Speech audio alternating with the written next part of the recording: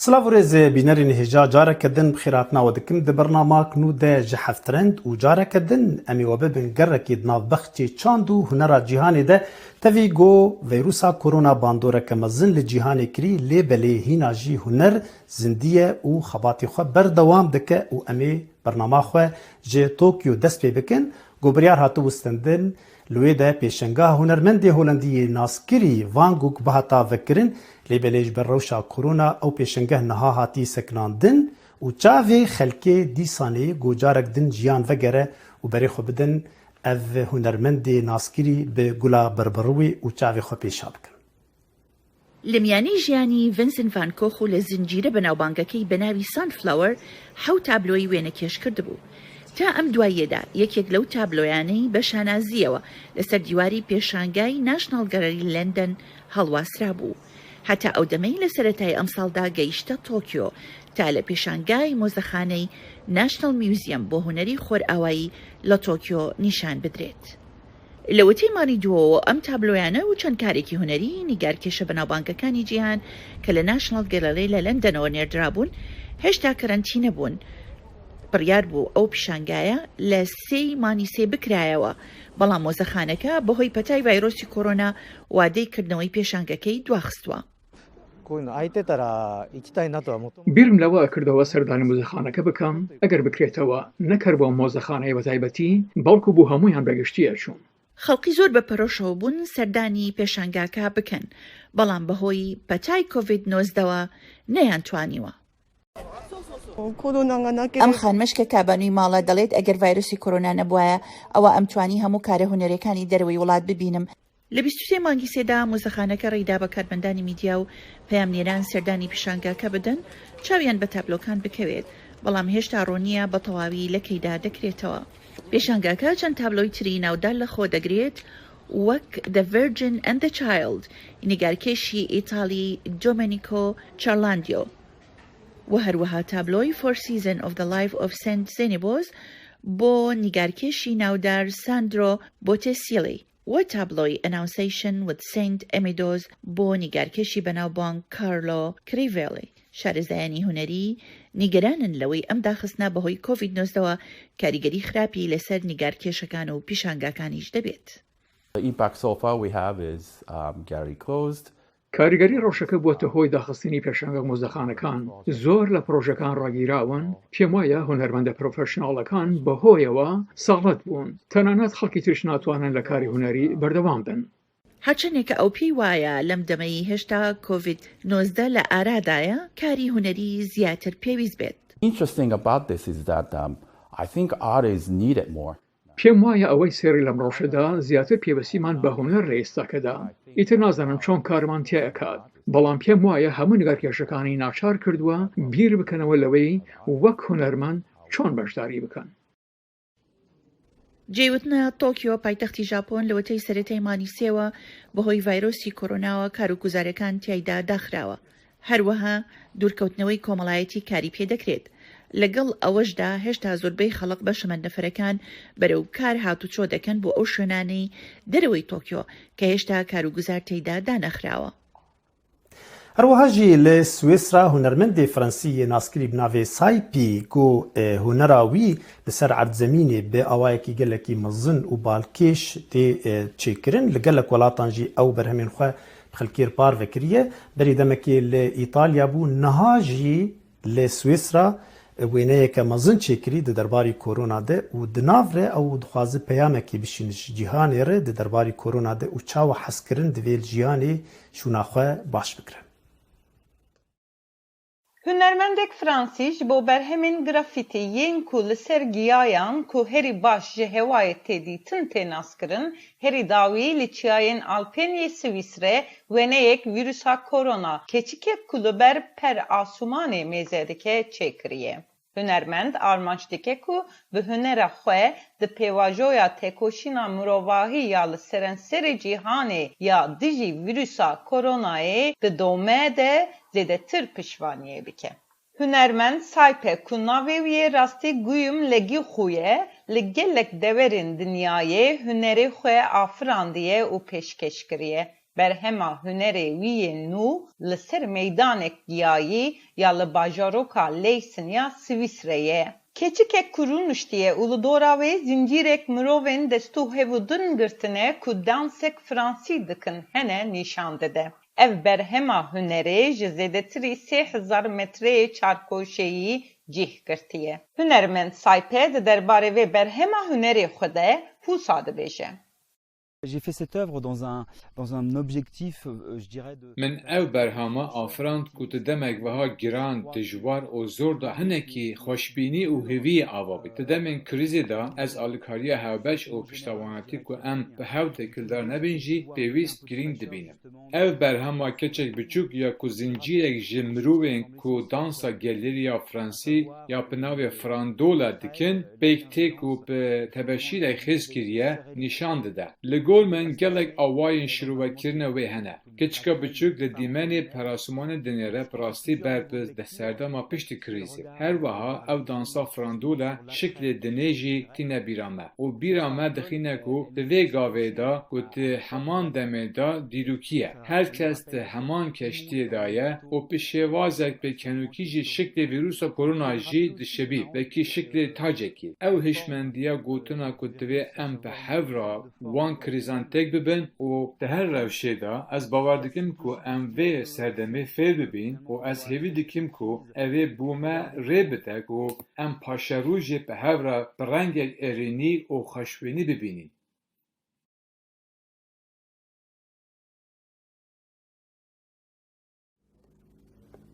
بدرین هجا زمانی کردی زمانی که پر دولمنده به دوکی خواه و زاراوین خواه اف زمانی هانی حتانی آناجی راستی آستنگی و پرسگری کانتی لیبلی حسکری وی زمانی خباتک پر مزن دکن به همپا گو اف زمانا بگینن چارسریه که و بکن زمانه کی ستاندر جه ملت کیره اف زمانی هان گلکی پرسگری کل پیشیاوی هنه کسین گول سر خباتی دکن نتنی کردن کسنی حسکری زمان هنه جه خلکین بیانی یک جوانا پروفسور مایکل چایته گو پر ناسکری دناف کرداده نهاجی ماموسته مایکل چایت میوانی منه امی جبرگو روشا ویروسا کرونا ریل پیشا مگرتی گو ام سردانایی بکن دریا انترنتر میکر میوانی برنامه خواه امی هنکی در باسی نوا خباتی نیب بن و بتایبتی جی پیروزباهیا فرهنگاوی یا نوح بکن فرهنگا بروسکی ماموسته مایکل گلک سپاس بو بشداری بونا تا برنامه می پیروز بپیشی فرهنگا تا گلک جی دلخوشیه جی شانازیه هم تبو میوانه می هم جیج بو فرهنگا گرین گوته دا خلکین کرد گلک سپاس سرچوا از گلک کیف خوشم ده پشت از دخوازم بیجم که همی تشتن که از بیجم دیدتنین من ین شخصینه و نه ین کتابخانه کنگرسی بله ماموسته مایکل دخوازم جه فرهنگی دست پی بکم ناوی فرهنگی براستی بالام کشاندی و از باور دکم بالا گلک خلکی نیجی کشاندی ناوی بروسک یان فرهنگا بروسکی وقت ناو لیکری تا چما او ناوا نقاند چما تنکر مایکل یان چایات یان جی ناوی کی دن ام بیجن تا چما او ناوا نقاند جبر که حوالی من بروس توغان بری 3 سالان چو بر دلوانی خوده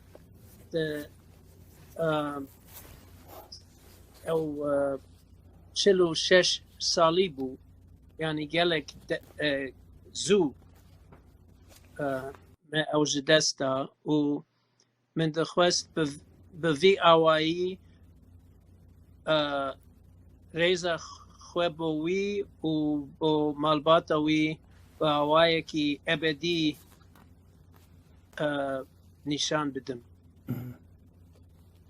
بله کارین سروی فرهنگی بویه از خوازمنه کی پیواژویا کارین گوتل سروی فرهنگی کری تو دور یک جالی جغرافیا و تو دوری هرمین کردی دوری کردستانیه والفيدا جي كرد هندكن جمارا كردا هاگر ام بدن برانبري اوروبا يانجي هرمين كردا تشاوا كاريبو حقا سگوتن كوم بكي و از خوازم هناكي جي تبحثا بيواجو ياوي بكي تشاوا تا لسر كار كري يعني اف كاركي نهندكي بتايبتي كاري فرهنگي ازانم گوته بري آناجي فرهنگ درخستيه تا كار كريه لێ یعنی گۆ خۆشە گوتهنێکی بدەزانین چاوە پێواژۆیا وێ دەبێ ji kesekî wek te re gotina Kurdê him kar jî dike karê rojane dike li Pirtûkxaneya Kongresê û coğrafiya te jî dûrî Kurdayê tu çawa karî bû bigînî serî çapa yekem ya ferhengê sala 2013 çapû û ev ferhenga brûskî ez wek çapa duem ya ferhengê dibînim gelek berfirehtir e ji çapa yekem û niha biriya internetê mirov dikare hem gelek kitêb û rojname û kovarên Kurdî bi dest bixe û mirov dikare jî li televizyona Kurdî temaşe bike û li stranên Kurdî guhdarî bike ne hewceye ku tu li wir bî ji li vir jî ez dikarim beşdarî cim û col yan levatên Kurdan bim. Elê ji bo karê ferhengê mamoste Michael dizanin gelekî ew ya pirsgirêkek gelekî mezin li pêşiya zimanê Kurdî ji aliyê sazkirina ferhengê tu kesekî pispor e û tu di gelek hevpeyvînê xwe de di axaftinê xwe jî tu gazina dike tu dibêje û rixna jî dike ji bo sazkirina ferhenga Kurdî ferhengek got Kurd karin pala xwe bidêne û karibin gavên stander yan gavên baş bavêjin ji bo zimanê Kurdî. Çawa dibîne çi pêwîst me ji bo Kurda got karibin sûdakê wergirin ji karekî wek karê te û karibin li pêş xînin karê ferhengê ne tema bimînin di mejiyê wan li gor nerînê wan yan li gorî wek tu carna dibêje devoka gundê wan karibin çavê xwe vekin got tiştekî baş bikin.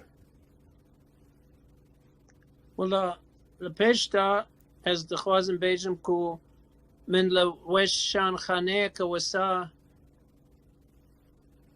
li pêş de ez dixwazim bêjim ku ez li weşanxaneyeke wisa geriyam ku wê ferhengê bi nirxeke nizm bifroşe ji ber ku ez dixwazim ku Kurd bi xwe bikaribin wê bikirin û sûd û îstîfade jê werbigirin û her wisa hemî peyv di ferhengê de di her du alfabeyên sereke tên nîşandan me besta min pê rastnivîsa latînî û rastnivîsa erebî her du li tenişte hev hene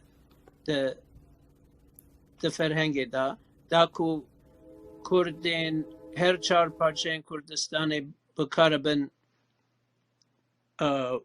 wê bikar bînin.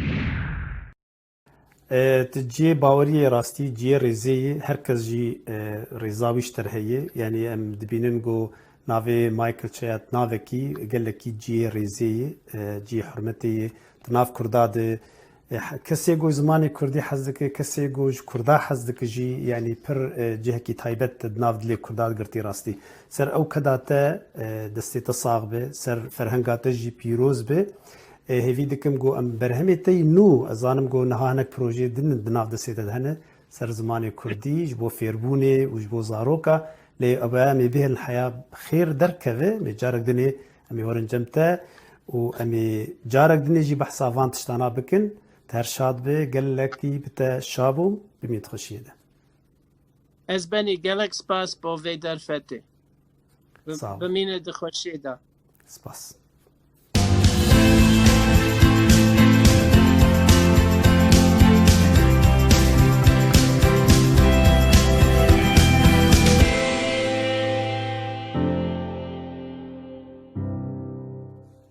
بله بینرین هجا د درباری روشا ویروسا کرونا و بیچقوس باندور الخلقی کری وک ودید د راپورت می بری نهاده نها بری خودن کردستانی خانمک هنرمند کرد جی خانقین ناوی زینب ارکوازی اف خانمهانی دوی روشاهانی ده گو هر کس المالا خوی هنر خبر دوام دکه رباز مجید سردانا وی کر و جمره اف راپورت آماده کری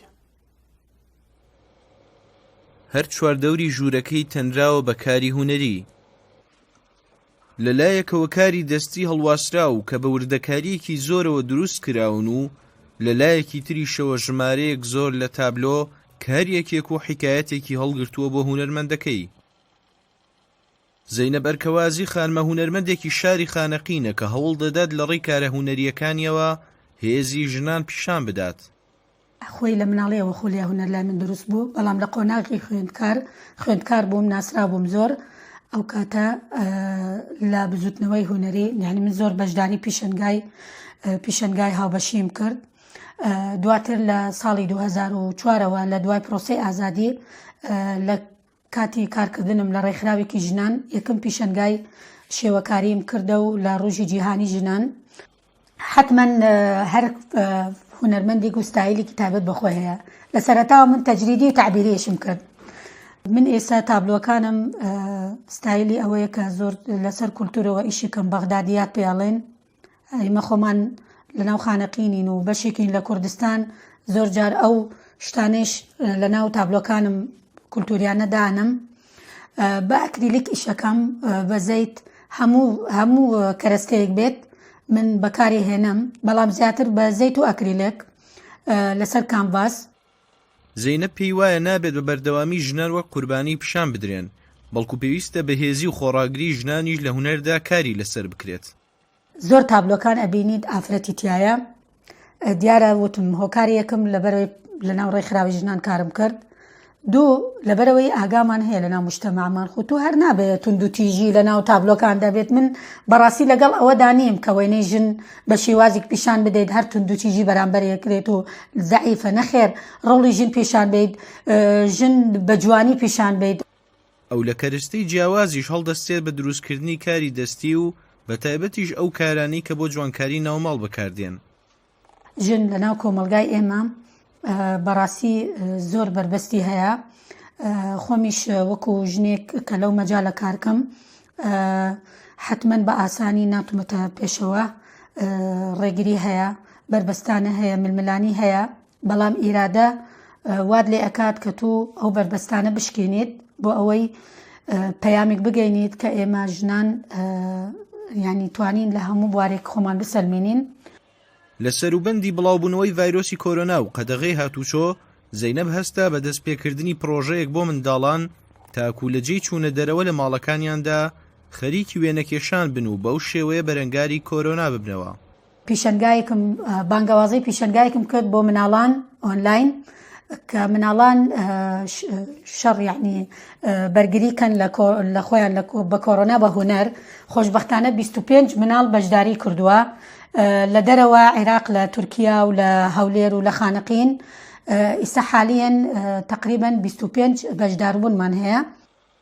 لە ئێستادا خانمە هونەرمەندی شاری خانەقین زەینەب ئەرکەوازی بەهۆی ڤایرۆسی کۆرۆناوە لە ماڵ دەمێنێتەوە و ئەم دۆخەی قۆستووەتەوە بۆ پەرپێدانی کارە هونەریەکانی و گەیاندنی چیرۆکی زیاتر لە ڕێی تابلۆکانیەوە.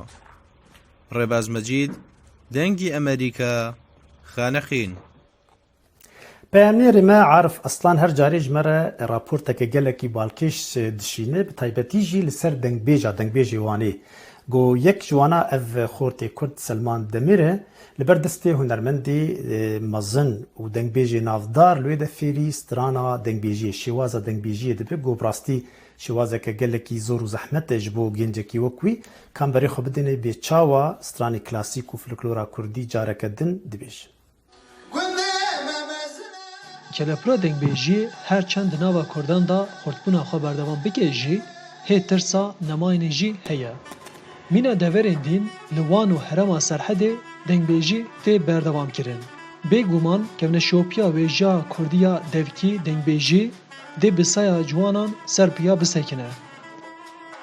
ئەم لە ناوە باژارێ وانێ کێتن دوو شۆپا جوانەی دەنگبێژ û ام بون مهوان دکانا کومک جوانن نام پیش کو دناوان جوانان دا دنگ بیجی بناوه سلمان دمیر هبو. لعالیه که دتانوره دا نان دبیجیا و عالیه که دینجی دمیر کلامن خواه دستریان. خزان خزان از خو چره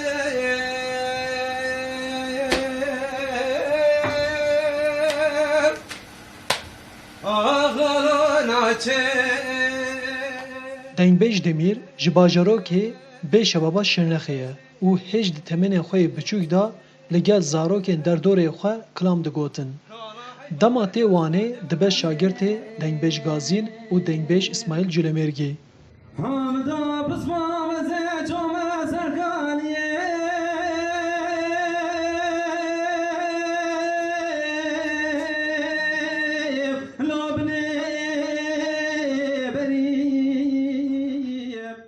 بله برنگی مدبوتم بر همان منا خداد بود بله ود سال همچون آدم ماموسه جهات یه بش زانا همچون آدم و در اسماعیل جلمرگی رحمتی دنگش گازن هبو اما آدم و خدره کی بیشتر آماجم اول که از شراکت واجی بزانم و سانت و هیچی مثلا بنجه سرانیا کی اشکیری هاتیا یعنی امسال سکین آدم ماموسه اسماعیل جلمرگی زن خودم همش کابزانن روزی پیشکام همه چیز باش بکن. دنگ بیج دمیر وک جوانک حسکرین آخویا جبو دنگ بیجی و ها آنی زمان. مثلا استرانا هات گوتنه مثلا شرقی قومی آنجا بیج مثلا که قومی ناوی سانی راد بورتن. برای چندم گله دنگ بیج حسیر. اجت خوازم مثلا شما دنگ بیج که بچه مکوش کو دیوانه که رو نخواره بو ملت بحثی و ملتی روکابی کم. هر وها دنگ بیج دمیر بالکشان سر گیمبونا درفتن جبو دنگ بیجی و گل کو او ارمانج دکین ددمگ نیزدا به پیشنگیا دنگ بیج اسماعیل جلمرگی مالا دنگ بیجان آوا بکن. لاستانگی نه هیا یا براستی آستانگی نوان هم گله پیش کرده بود ولی باید که با من هفته انگلیان دیسامی دیج دستمه بتیم پیش بخن هم خود جایی که دیار بخوا مالا دنگ بیجا که ایشالا وکم واروش کن. دنگ بیج دمیر دداویه دا کلاما حسن مالا موسا که سر اوینداری هاتیه گوتن پیشکشی تماشاوان مین هجا کر. حسن مالا موسا چاتت من دخوازم لیمنا دنیم هونه چوایا بکجن سخاطر مرابنیم لیکم نجنیم آخ ای واخل من ای واخل من ای واخل من ای واخل من مالا منیم ساتای پاچا ورشو بلای شرینا منیم لیخال که یفتنیم. عارف اسلان دنگ امریکا وان.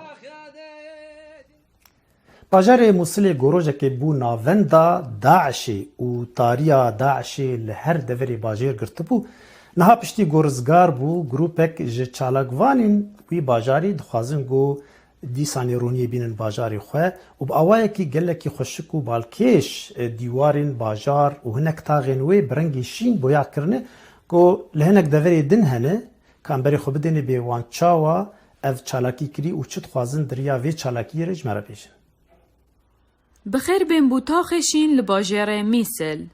لوی دو ماهی دیوار و خانی و کلان برنگشین و بی هاتین رنگ کرن و به گلدان کان خانی که انتیچگان نیگاران هاتین نخشاندن. اوه نشاناش نیو درست بونا جانه پشتی کو باجر سردم شر دیگل گروپ تیرورست دولت اسلامی داعش ویران بوی. بعد معارك تحرير موصل ارتبط اصل مدينه پشتی رزگارکرنا موصل به تایبت ناوندا کون یا باجری ناوی و ایرانی چوبو جبر وی کی آرمان جامعه ام جیان و گرین باجر کون کلتور و نرخین و به باشترین و جوانترین شیوه نشان بدهیم. باجر ده سال 2017 دال سردم رزگارکرنا میسل زیانک آمازن وکفته بو. پشتی نهمان جشارک بردوام باجر هات رزگارکرن. کله هاوینا سال 2014 گروپ تیرورست داعش دست به سر میسل دا گرده بو. لی پشتی شریا و زیانم باجره میسلا کون کفتین دیار کرن. کله هر داغه که روش آوای میسله خانیه که حرفتی بومب باران کری ما بو.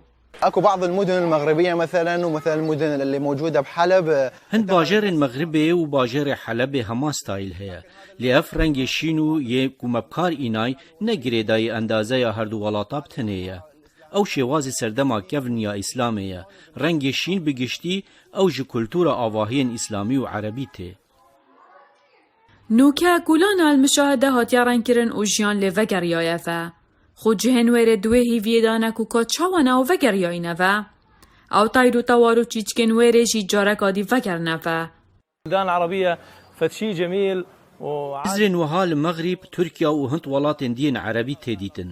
Tiştekê jî hatiye û carekê dî keyf û girnijîn xistiye ser demê zarokên vê rendekê û xwecihên wê. Demê xel ji vêrê revîn û tayr û tewar jî nemabûn. Hêlînên wan û ne xwarin û ne av jî nemabûn. Me ev xanîk bû avakirin, da ku çawan em jî vegeriyayîn ew jî wiha vegerin ser warê xwe.